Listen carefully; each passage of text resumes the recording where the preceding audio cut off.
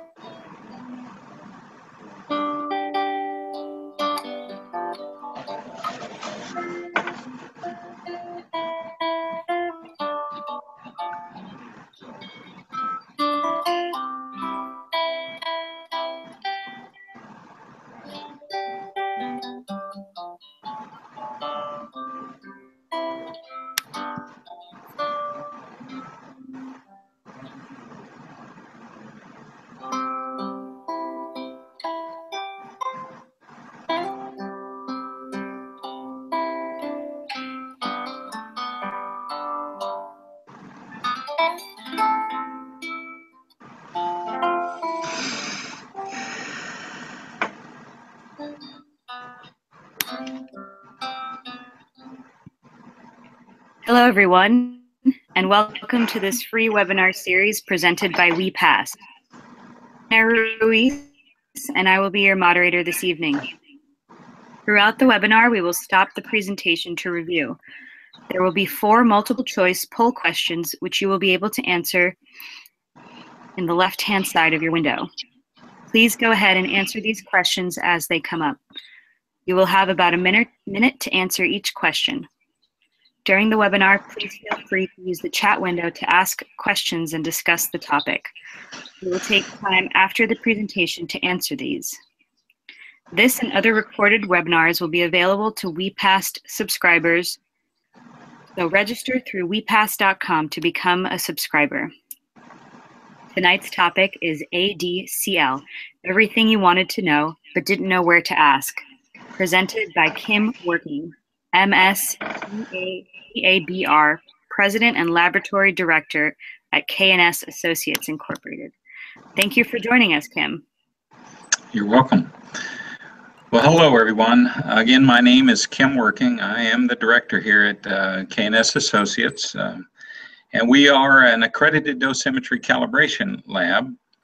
And hopefully tonight I'll be able to walk you through the process to show you NIST traceability, and then go through all the methods and mechanisms by which we ensure a good quality to a calibration, and then take you through sort of a little pictorial tour of the lab to show you the variety of calibrations that we do.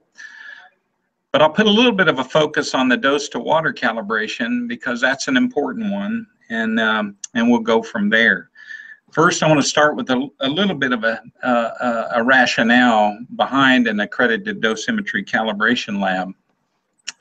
So you may want to know what laboratory accreditation is, and basically it's simply this. The laboratory accreditation is a recognition by a competent authority, in our case the AAPM, that a calibration laboratory meets or exceeds two components: a technical standard, which the AAPM has established the technical criteria for, and a quality standard, which has been promulgated in ISO 17025 for any laboratory undertaking calibrations to ensure an ongoing quality of results. Now, why is accreditation important to the medical physicists? Well, the AAPM is recognized as a competent authority in medical calibrations, and the AAPM accreditation establishes this technical criteria and monitors laboratory performance through three methods.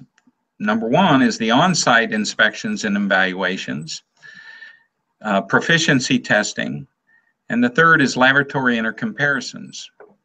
Now, the AAPM accreditation requires compliance with this standard, the ISO 17025, which gives us the fundamental basis of quality and issuing certifications that are of calibration that have a fundamental basis of quality to them, and I'll go into that here shortly.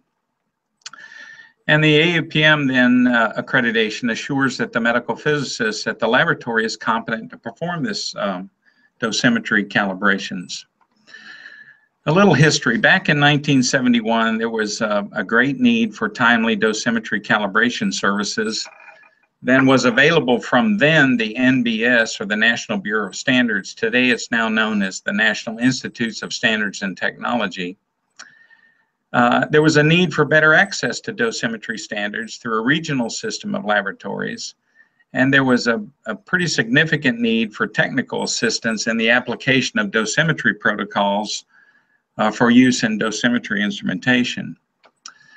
Now, in 1971, two laboratories were accredited by the AAPM: MD Anderson Cancer Center at the University of Texas in Houston and Memorial Sloan Kettering Cancer Center in New York. Now, the AAPM has some very important characteristics that they developed. They were first to come up with a measurement assurance program, which is in conjunction with the National Bureau of Standards, or now the NIST, the National Institutes of Standards and Technology for dosimetry. They were the first laboratory accreditation system to use redundant standards and measurements as a means to achieve a high confidence and ongoing traceability, and thus reproducibility. And they were the first to provide a customer feedback system through the Oversight Task Group that oversees all the laboratories. And here are the laboratories that are available to the AAPM community: the MD Anderson, the University of Wisconsin, and here at K&S Associates in Nashville, Tennessee. The technical criteria that I described has been published by the AAPM and is found in this particular document. This details all the criterion that we follow for calibrations, whether it's a water standard or X-ray calibrations or cesium air kerma, for example. So we follow these, and these are all procedures that have been incorporated into our quality system. And the quality system is the ISO 17025 that I had mentioned briefly. But this is a document that gives the general requirements for competence in testing in calibration laboratories. So we use these two documents. We built an infrastructure of process and procedure, standard operating procedures to carry out the various calibrations that we undertake here at the lab. Now, the National Institute of Standards and Technology is a primary standards laboratory, and they're located in Gaithersburg, Maryland, and they provide primary standards calibrations. And let me tell you basically what this is. We buy a particular ion chamber that we might use for a given calibration, and we'll send that to NIST for a standards calibration. And then they'll send it back to us, and then we employ that in the calibration of equipment that comes to us. NIST also participates in proficiency testing, and I'll explain that here shortly. And they're also an active participant with the APM on the accreditation committee. So we have a unique partnership with NIST to ensure calibration standards are met and adhered to. Now here's some basic pieces of a NIST calibration of one of our KNS standards. Our Extraden Model A3, we got an air kerma calibration on it. So that becomes one of our standards we use for some of our air kerma standards. I mentioned the proficiency testing, and I'm going to explain the process here, but we also get a report from NIST on proficiency testing. And this is a way in which we can compare our process to the NIST process and see how close we come to agreement. Now, the NIST Measurement Quality Assurance Program for the APM basically is founded on this proficiency test. So here's what happens. A NIST standard or a NIST chamber is provided by NIST. It's either an instrument or a particular isotope source, and it goes to each lab, and we calibrate it under the conditions of which been agreed upon, whether it's an in-water calibration, an air kerma calibration, or an electrometer calibration for that matter, or a well chamber calibration. And we report our results to NIST, and NIST reports back to the accreditation subcommittee on how well we perform.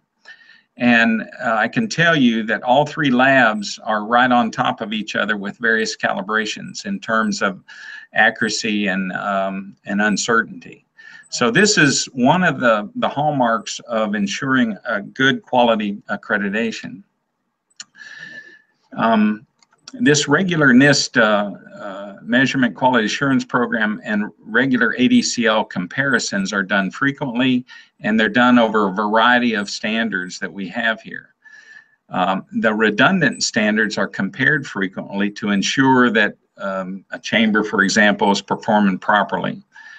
The redundant measurements confirm the results, and for isotope calibrations, we compare all of this with decay. Active NIST participation in the oversight committee helps us deal with technical challenges or uncertainty issues and things of that nature. They are the primary standards, and their technical expertise is well used by all three laboratories. Then there's a customer NIST feedback through the oversight committee that allows us to hear what the customers need. For example, all of you out in that are members of the APM, if there's calibration needs, these are brought to us via this process. And then we all follow this ISO 17025 methodology for a quality system. So we have quite a bit of redundancy here. Now, a second piece of our quality system is the ADCL intra-laboratory comparison. This is done within all three labs via the accreditation subcommittee. So basically what happens, the accreditation subcommittee assigns one of the labs to provide an instrument or an isotope that then cycles through the labs and is calibrated under a given calibration protocol, and we submit all of our reports to the AAPM subcommittee for comparison with NIST oversight. So this is what we call the interlaboratory comparison to make sure all three of us are doing high quality work and getting a low uncertainty between each of our calibrations of a given instrument or source or a given calibration protocol.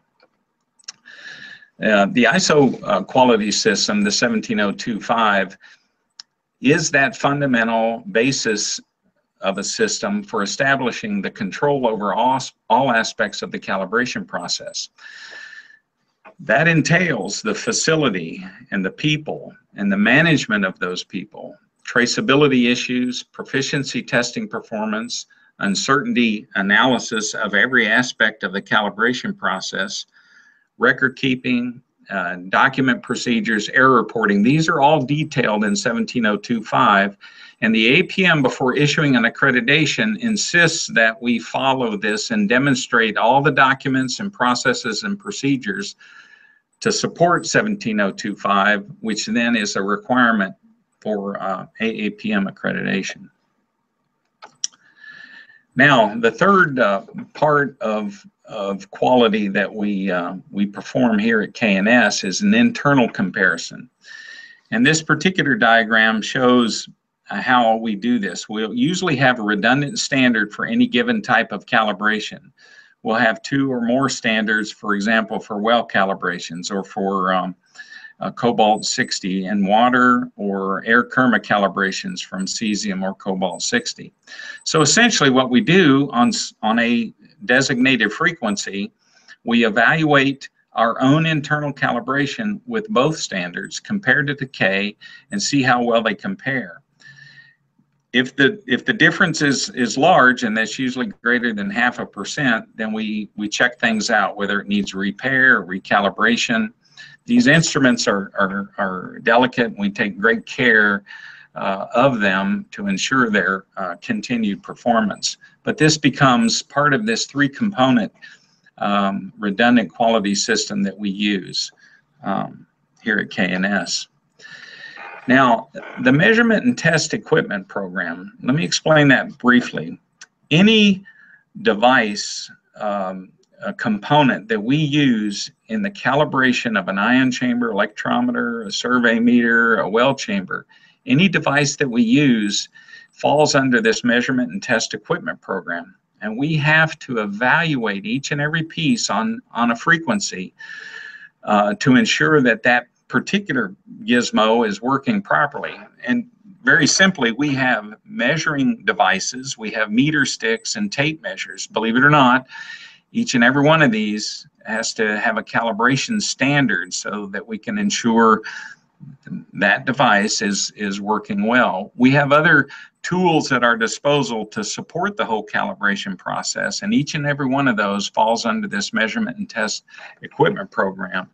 So it can get very complicated and it can get very involved, but it's a way in which the ISO 17025 guides us in providing high quality calibrations to you all.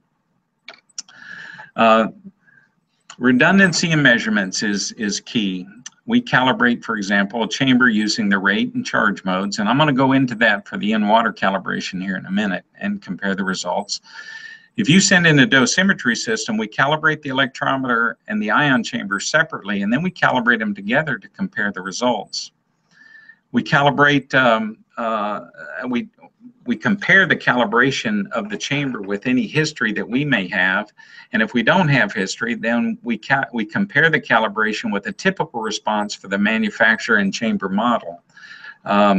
If they're manufactured in the same fashion and they're of a same model, their calibration factor becomes a nominal calibration factor, and any measurement that we make should fall within that nominal calibration factor. And then we compare the ratio of an air kerma to dose to water for ion chamber type. This allows us to just internally know that we've got good, stable results and accurate results. Now, here's the ADCL technical requirement for dose to water. This one's, we do a lot of chambers for in-water calibrations or an NDW number. We have a cobalt 60 beam that's trimmed to a specification of 10 by 10 field size. We use a 30 by 30 by 30 centimeter water phantom with a wall that's less than 7 millimeters thick. We have the beam positioned and aligned with this water tank, and we have to have an internal laboratory uncertainty of less than 0.7%. We have to have a laboratory technical protocol and a quality manual, and we have to satisfactorily perform on a proficiency test prior to AAPM issuing an accreditation for a given protocol. What I want to do is kind of walk you through our K&S dose to water calibration. We have two standards that we use, and both of these standards have been sent to NIST for calibration. We have an NEL 2571 and we have an Exert-In A12 that we use when we do our calibrations. Let me give you just a walkthrough. I don't want to get too involved here, but our NEL and our Exert-In went to NIST for calibration, and they came back with these particular calibration coefficients in gray per coulomb. And then what we do is we set these chambers up in our water tank, and we make a measurement. And so now we have, for example, an NEL 2571 cobalt 60 output in gray per minute, and we have an A12 cobalt 60 output in gray per minute. And we take the average of those two. If we're doing our job right and these NIST calibration coefficients are spot on, then these two output measurements should lay right on top of each other. But what we do is we take the average of the two, and then we take your chamber as the denominator here, and we correct it for temperature, pressure, and electrometer to get your coefficient, what we call the cobalt 60 coefficient.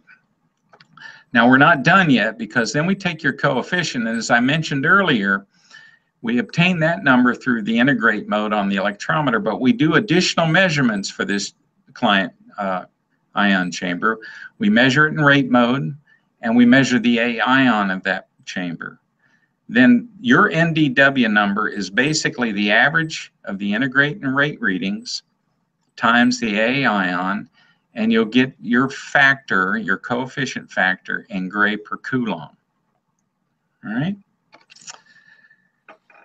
Essentially, the setup is this. We have a 100 centimeter reference point. We have a horizontal beam, and I'm going to show you some pictures here in a second, that's trimmed to this specification of a 10 by 10. For those of you that have been around a while, when cobalt 60 has trimmers to tighten up the penumbra, and there we have this whole system mounted on a floor stand.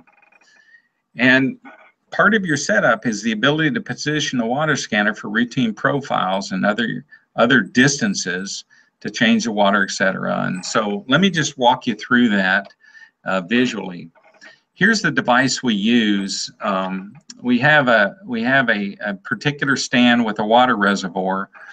We also have a trolley that we can move the water tank into the beam, or we can move what we call our air kerma jig into the beam, so we can do either in front of a cobalt 60 system. We have this farmer chamber type sleeve that we use in the water tank, and I'm going to show you some pictures here shortly regarding that. We have these sleeves for every farmer chamber that comes into our laboratory. So basically, when the tank is full of water, we align with lasers and position the particular ion chamber at that 100 centimeter reference mark. And I'm going to show you a few pictures here to hopefully illustrate the precision with which we try to chase this geometric setup with.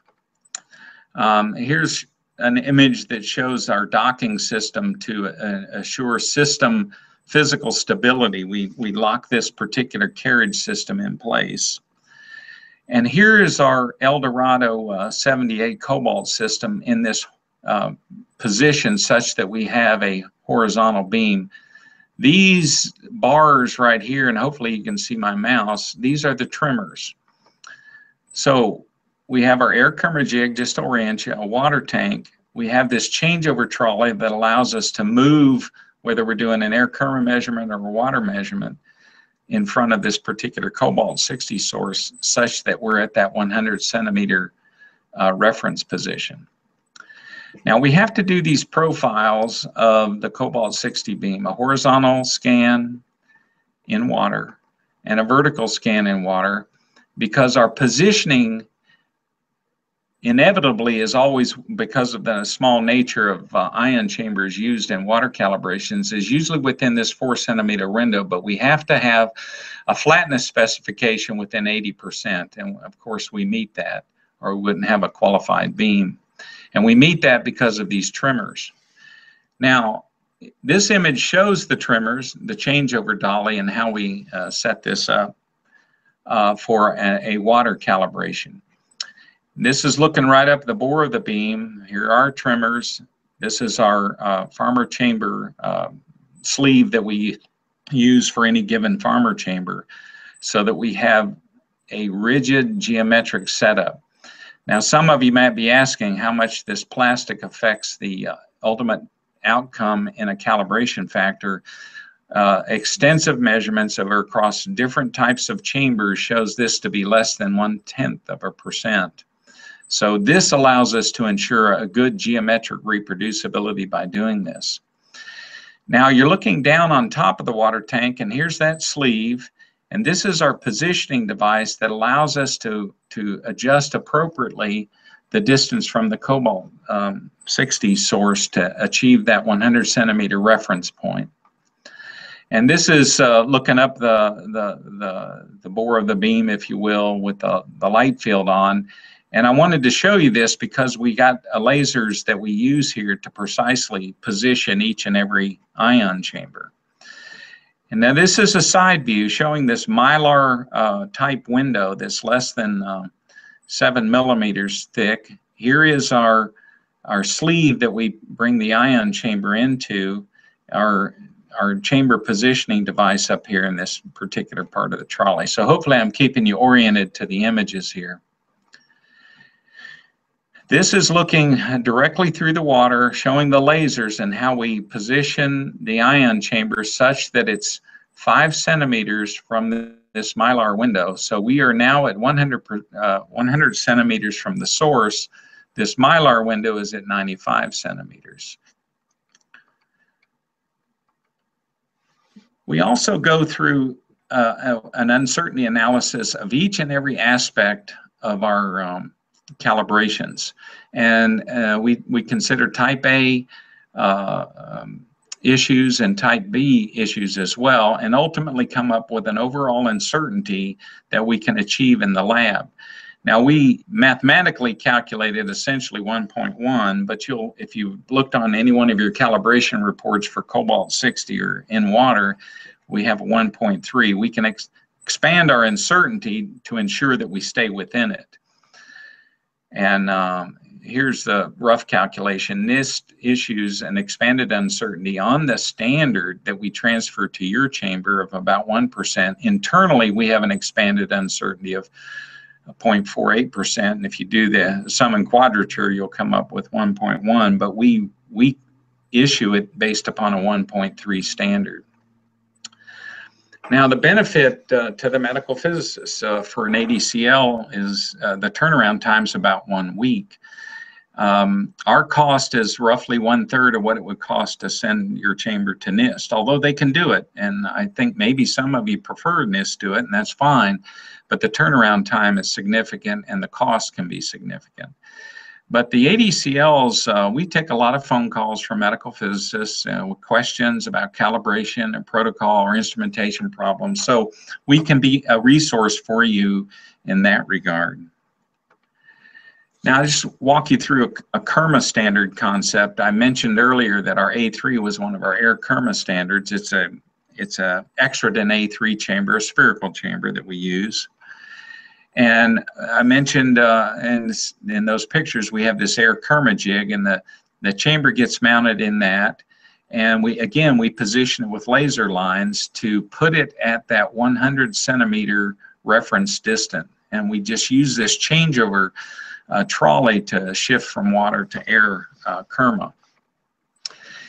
So it's a transfer calibration. So we put the air standard, our A3 standard in, and we get a reading, and we ratio it to a client standard, and it's nothing more than a replacement calibration. So this represents the client ion chamber in the same position as the reference standard was to achieve the appropriate calibration transfer. We take great efforts to watch our positioning and the precision by which we place these chambers. We go through a lot of steps to ensure that process. This is a picture from, here are the trimmer bars on the Cobalt. So you're looking at it from that viewpoint, and here is our particular client chamber in that air Kerma jig for calibration. And here's another image showing the client chamber with laser alignment. In case some of you are asking, it may look a little offset. I had to take the picture offset or I'd have blocked some of the lasers. So, but anyway, it just shows you that we go through an extensive process to position a chamber before calibration. And the air Kerma, our resultant uncertainty is 1.2. And if you go to our website, you can look at our scope of work, and we have all the uncertainties there for any of our calibrations. We'll go through a few of them as I walk you through the lab here. We do X-ray calibrations. These M codes or L codes are established by NIST with these appropriate half-value layers, and we can calibrate for these, any one of those. And again, if you go to our website, you can see the options that you have should you need any of these type of calibrations. We have a very high curie cesium unit. This is 700 curies, and I'm going to talk to you shortly about cesium calibrations. But we have a Pantex industrial X-ray unit that we can deliver 30 to 320 kVp. So we can get up in the orthovoltage range for some folks. The reason I show this image is both of these systems we use a transmission monitor as a method by transferring the calibration. And let me walk you through that here in just a minute. This is an image that shows the transmission monitor for the Pantex X-ray unit and added filtration that allows us to create the NIST beam codes for which they provide NIST traceable calibrations. And here are all the different types of filters, copper and aluminum, or a combination of filters that we use as prescribed by NIST to achieve that particular HVL energy in the X-ray range that we provide calibrations for. So what we do then is essentially set up an A3 standard, which is we have calibrated for all of these X-ray energies. And we get a particular reading at 1 meter distance, and we also get this monitor chamber reading. And we know what it is for a particular exposure rate at this 1 meter based upon the measurements with the transfer of the calibration from this A3 standard. And we take great care in lining it up with a side laser, and I'll show you here shortly. The center line positioning laser allows us to place that chamber right at the point of calibration. And this takes a little bit of time to double check and triple check to make sure we're doing this step correctly, because we're transferring a calibration to this monitor chamber, which will then be transferred back to your particular chamber. We use a side laser system, and this dot looks a little off because, again, I had to go off axis from a spherical chamber, so it looks like it's off. But nonetheless, we use these positioning lasers to achieve this geometric reproducibility every time we do this. We have a lane here in which we can do these calibrations all the way out to 4 meters if necessary, and we have various protocols for each and every one of those positional calibrations for any one of those given energies off the Pantex unit. I know this laser looks a little off. I think that was one of our ceiling lasers I forgot to turn off during this picture. Here are some of the uncertainties for the M series and the L series of various kV ranges that we have. But again, you can find all of these on our website when you go to our scope. In the diagnostic class of chambers, you know, for our MAMO range and various tungsten target systems, we have these types of uncertainties. And then for health physics folks, we have for their standard ionization chambers, we have these types of uncertainties. Now, a little bit about cesium-137 air Kerma calibrations. We have 6 cesium-137 source systems to provide air Kerma calibrations for the therapy class ionization chambers, health physics standard ionization chambers, radiation protection survey equipments, and environmental survey equipment. So let me just sort of give you a little quick tour of that. We have 6 sources that we utilize. We have a 700 Curie source that I was showing you there with this transmission monitor. We have a 13 Curie source and a 58 millicurie source, which we can get different dose rate or exposure rates at any given distance. But if you'll notice right here in this particular picture and in this one and even in this one, we have the ability to put filters in front of it to knock the dose rate down if we need to. But we have a 1.2 Curie source, a 0.8 Curie source, and a 0.9 millimeter Curie source for some of our environmental exposures. We need some significant distances to get the exposure rates that are necessary for those calibrations. And on our cesium unit, again, it's a transmission monitor that ultimately gets a transfer calibration every time we set this system up to calibrate. And here are some of the uncertainties that we can achieve. And if you notice on the environmental survey instruments, we have an 11% uncertainty, but look at our dose rates or exposure rates, they're fairly low. And it's we've got to take into account the background and things of that nature. And so it creates an uncertainty that's high. But this is more than adequate for environmental surveys, but we're down to 1.2% for some of our therapy class efforts there. We do electrometers, and here's simply what we do. We have standards, reference standards, and we have a calibrated voltage source. These are all calibrated by NIST, and then we transfer the calibration to your particular electrometer. Remember the M and TE tagging system, the measurement and technical test equipment tagging. We have to tag all of our equipment that we use because this is our tickler system, if you will, to show how frequently we redo and evaluate this particular standard for calibration. For example, we have a reference standard capacitor that we get calibrated at NIST on a frequency, and then we do a lot of internal comparisons on a particular time frequency. We have a standard resistor. We have several, actually. We have more than one standard, but we have several standard resistors that we use.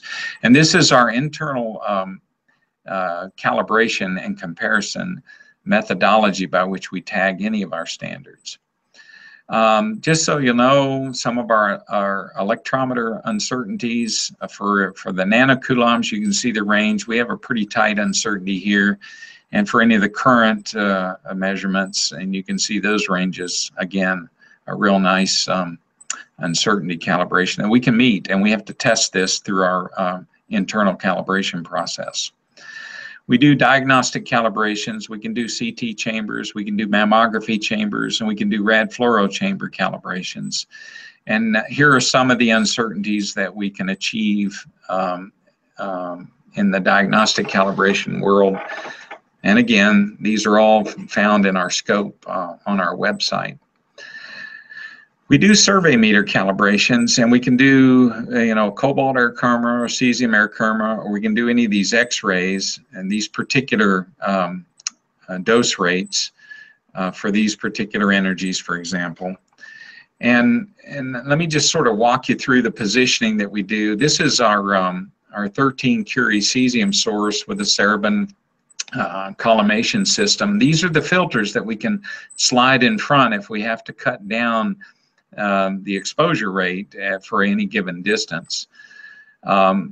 It's just simply activated by manually pulling up on this, and the calibration individual will be back here. And this is a pretty tightly collimated field for what we need to do. And we have it lined up with a positioning laser.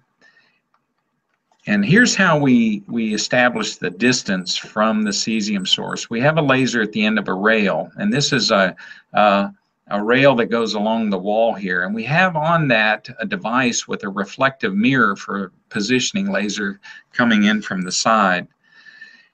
And here is that mirror, and that red mark is the actual laser that's being reflected off of it. Now this 45-degree angle gives you that 90-degree bend that you need, and this is how we know how far we are from the particular cesium source.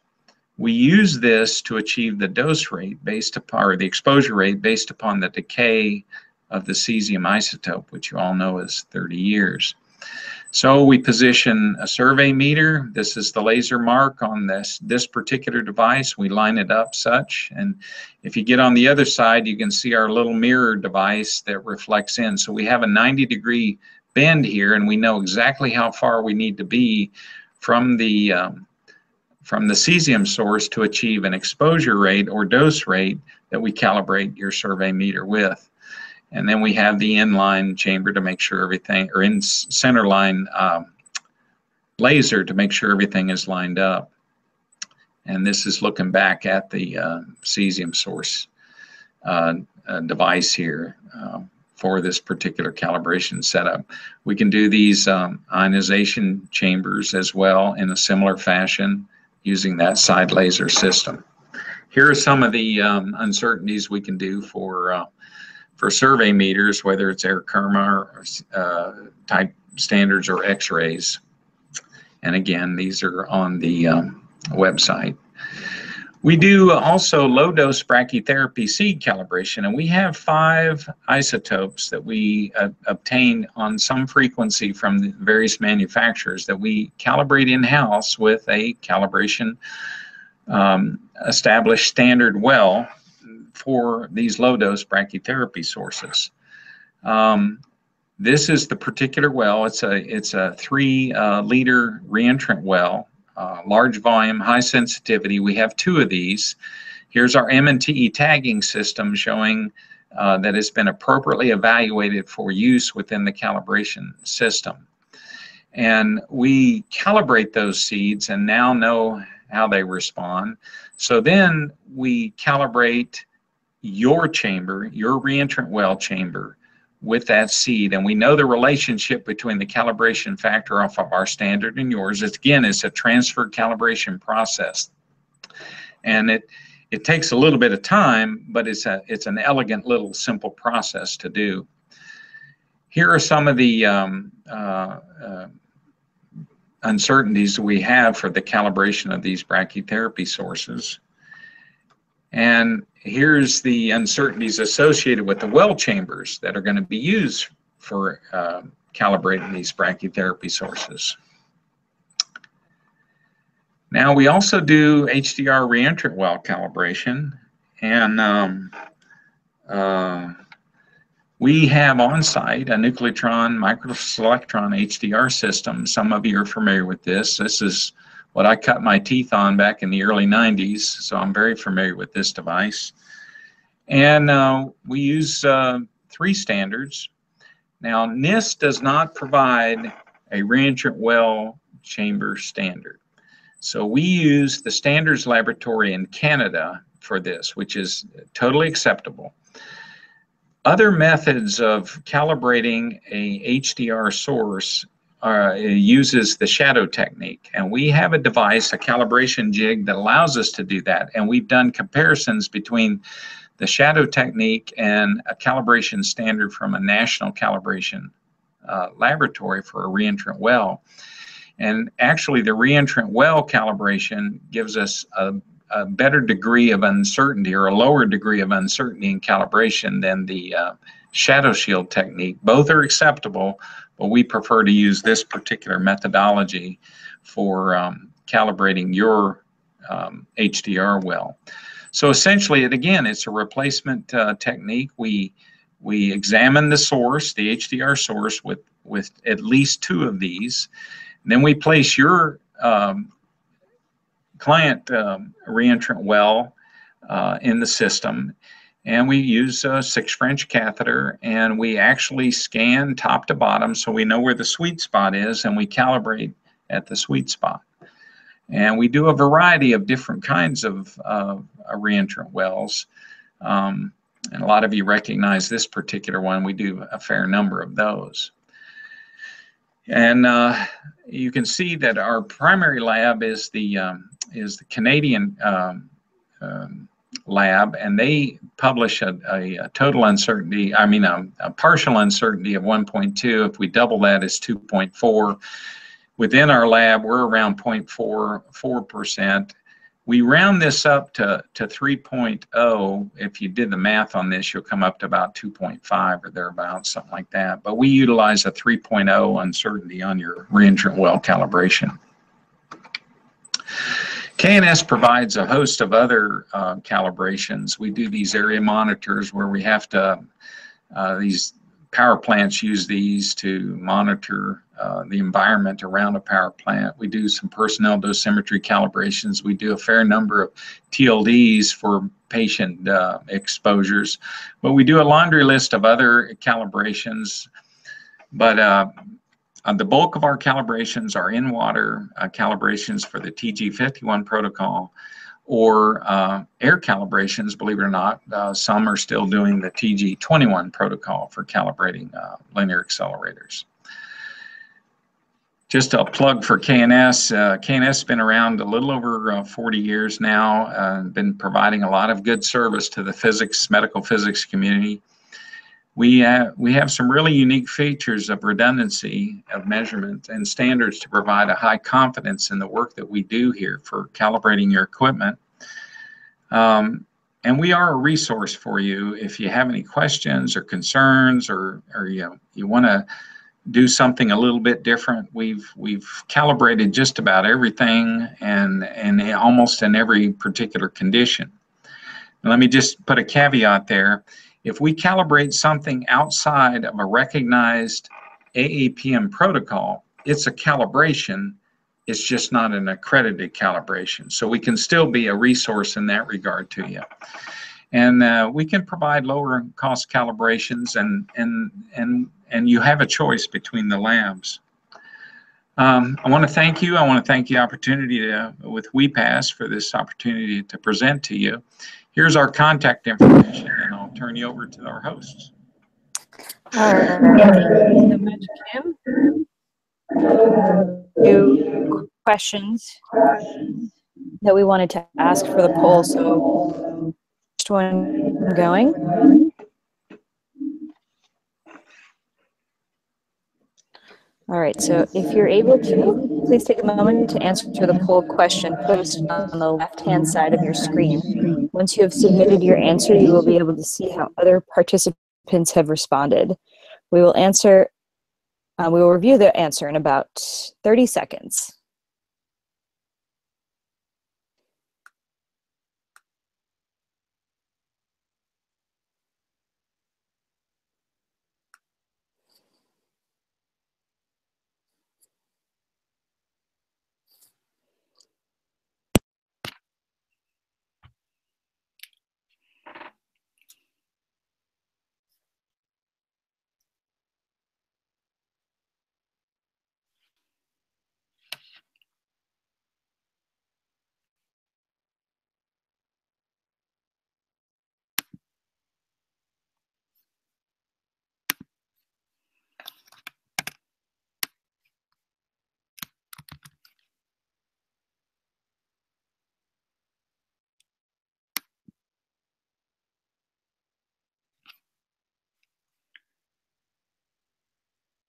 All right, just a few more seconds to let everyone weigh in. Ion chamber CO60 coefficients for dose to water calibrations are in units of.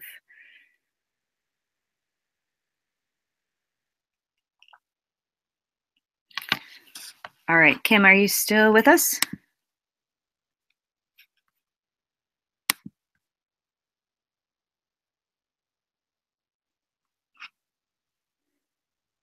Hello, Kim, can you hear me?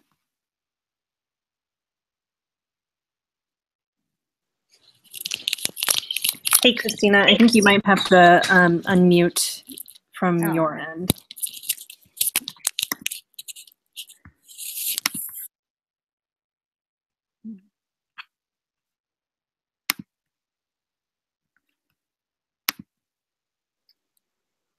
Possibly not. Sorry, I will give him a call to walk him through it.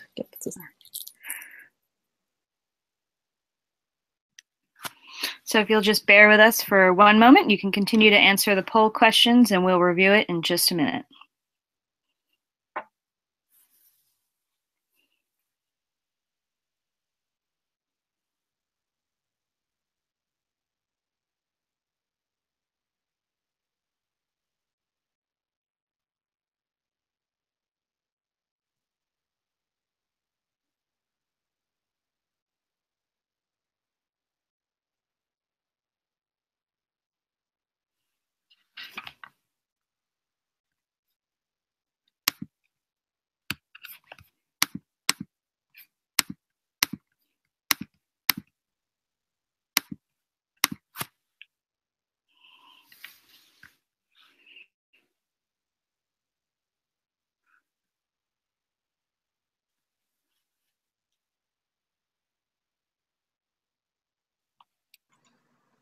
Okay, I did.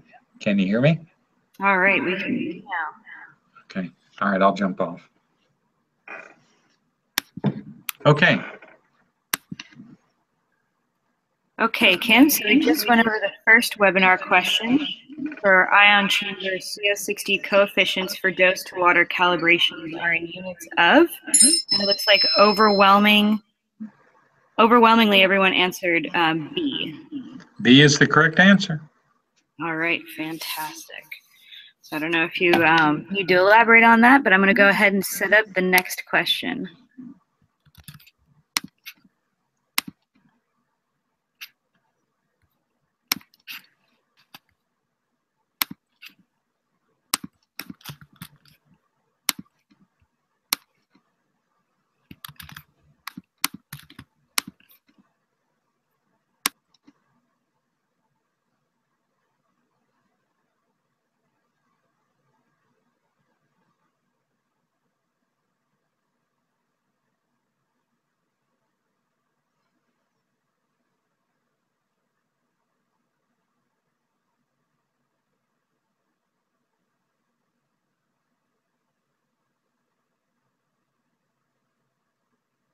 All right, so our next poll question is ISO 17025 is an international standards document that establishes A, all the AAPM guidelines for operating an ADCL, B, the needed equipment for performing an ADCL calibration, C, general requirements for the competence of testing and calibration labs, or D, how NIST procedures are to be used in an ADCL. We'll give everyone just a few more seconds to answer.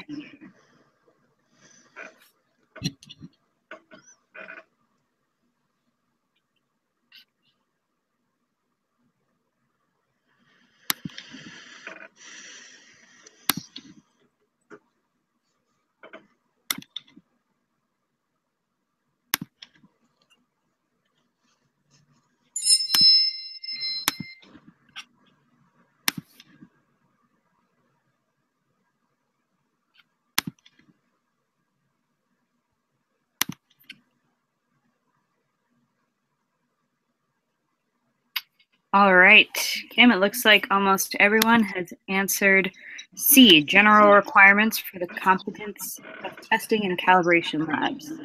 That's correct. All right, fantastic.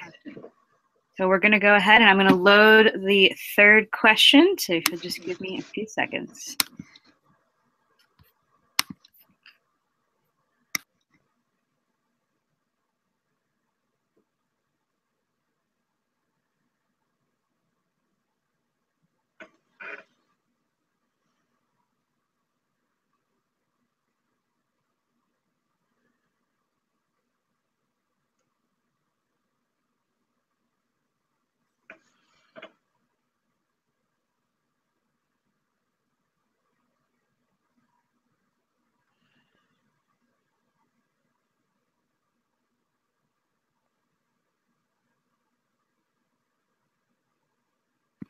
All right, our third poll question.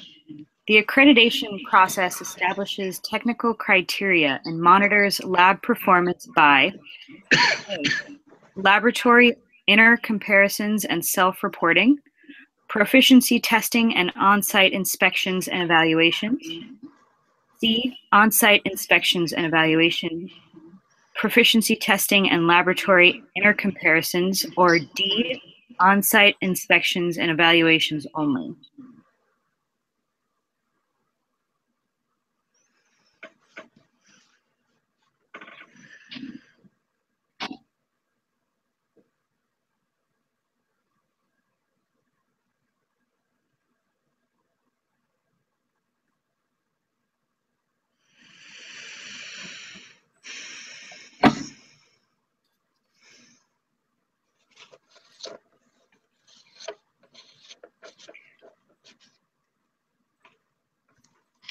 All right, it looks like most people are answering on-site inspections and evaluations, proficiency testing, and laboratory inner comparisons. That is correct. All right, fantastic. Everybody's doing a great job on these poll questions. This is our fourth and last poll question. I'm going to go ahead and reset the poll.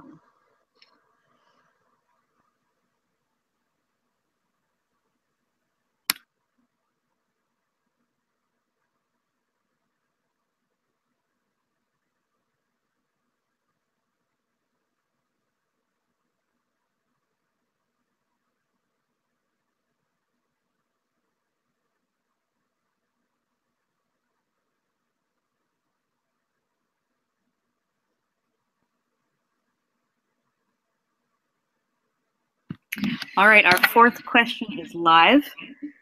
The AAPM accreditation process is composed of A, a technical standard and a quality standard, B, a NIST standard and a technical standard, calibration protocol and a quality standard, or D, only a NIST standard.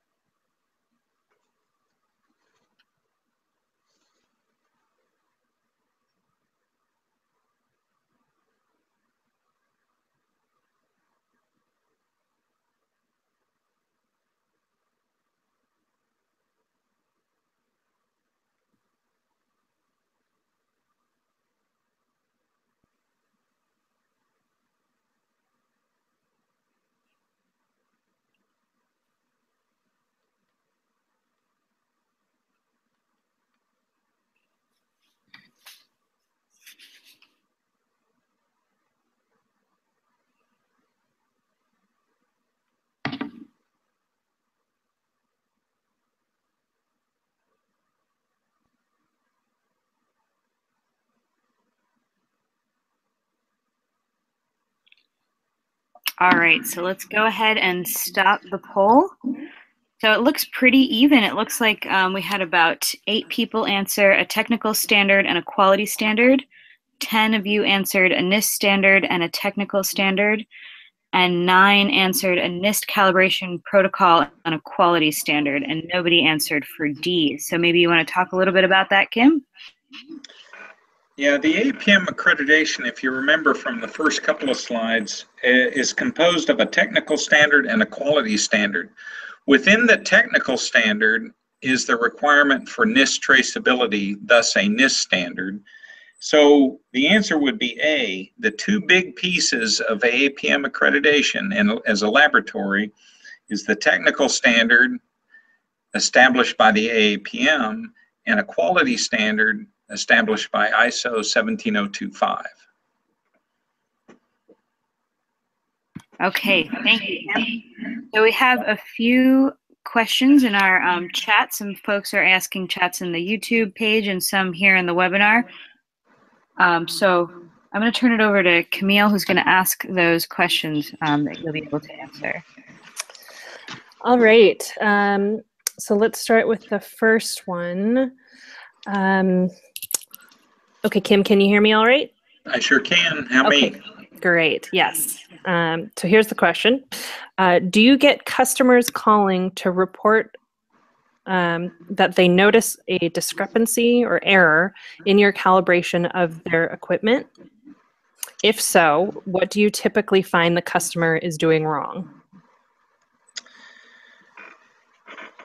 The answer is yes. We don't get many of them, be honest with you, but a lot of times it's a geometry issue that we find with clients, and if we want to use the dose to water calibration, there are two ways in which you can calibrate a linear accelerator: an SSD geometric process or an SAD geometric process. Just keep in mind the calibration factor you get on your ion chamber is in gray per coulomb under the conditions specified. You can simply use your gray per coulomb calibration factor in either SSD or SAD calibration methodologies. And if you set your geometry up correctly, then your transfer or your calibration of your linear accelerator will be fine. Remember, if you're counting coulombs and you're essentially correcting that ion chamber reading for temperature pressure, then coulombs times gray per coulomb gives you a gray or centigrade if that's the unit you use when you're calibrating your linear accelerator. Now, to be honest with you, we've had a few calibrations that we had a mathematical error on. It resulted in maybe a 1% difference in the number. And a client would look, a very polished client would look at the history of that chamber and wonder why it differed by, say, 1%. Call us, and on re-examination, we had discovered this a while back, but we had a mathematical error that resulted in that one. But other than that, we don't really get that many questions, but it usually has to do with geometry and geometric setup. Okay. The next question is, what are your thoughts or experience on clinics getting calibration coefficients for small volume, high Z electrodes chambers?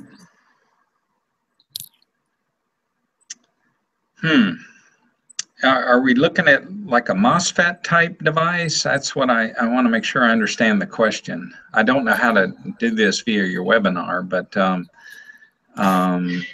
yeah, so it's from Ross McGurk. If you're still watching the webinar, if you can clarify in the chat window, that would be great. And in the meantime, I can go on to the next question if that works.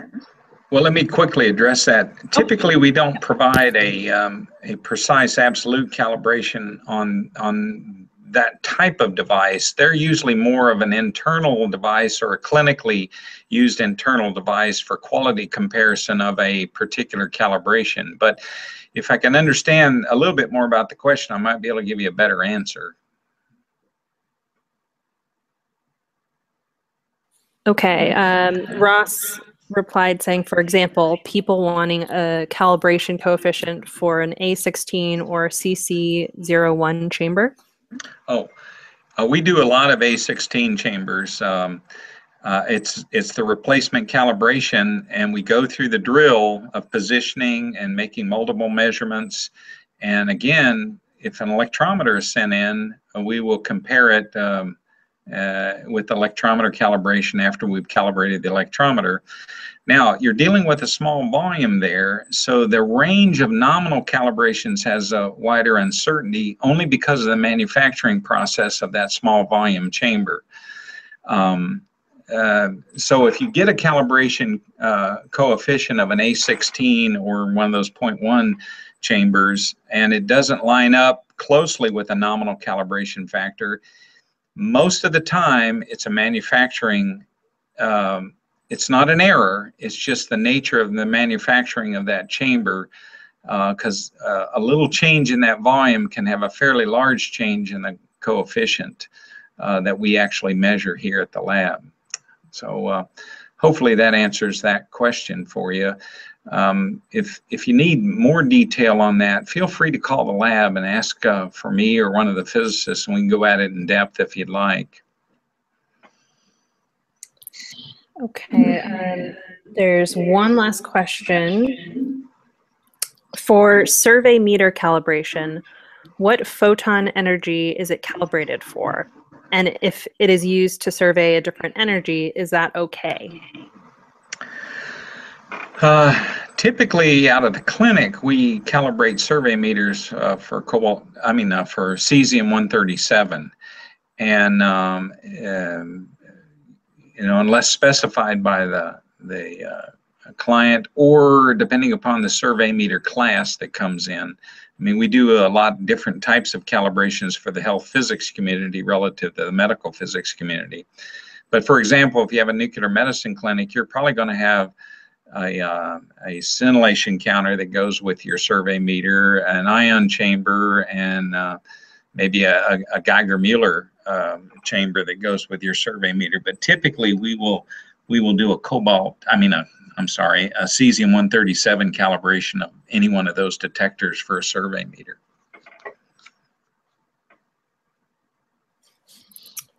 All right, that looks like those are all the questions we have for now. If anybody has any additional questions, now would be the time to input them into the chat window, either directly on the webinar window, or if you're watching via YouTube, there's also a chat window on there as well. Okay, thank you so much, Camille. And thank you, Kim, for presenting this webinar. You're Thank you all welcome. for this free event hosted by WePassed. We'd like to invite you all to join us for our next free webinar in the series, What You Need to Know About Medical Linaics Part 1, on Thursday, December 15th, this week at 6:30 p.m., presented by Timothy Waldron, MS, of the Medical Physics Group and Radiation Oncology Department at the University of Iowa Hospital and Clinics. Information about upcoming webinars, you can follow WePassed on Facebook, Twitter, or Google+. And if any of you would like to recommend a future speaker, you can contact me directly via email. My email is christina@wepassed.com, or you can take this short survey. Thank you all, and good night.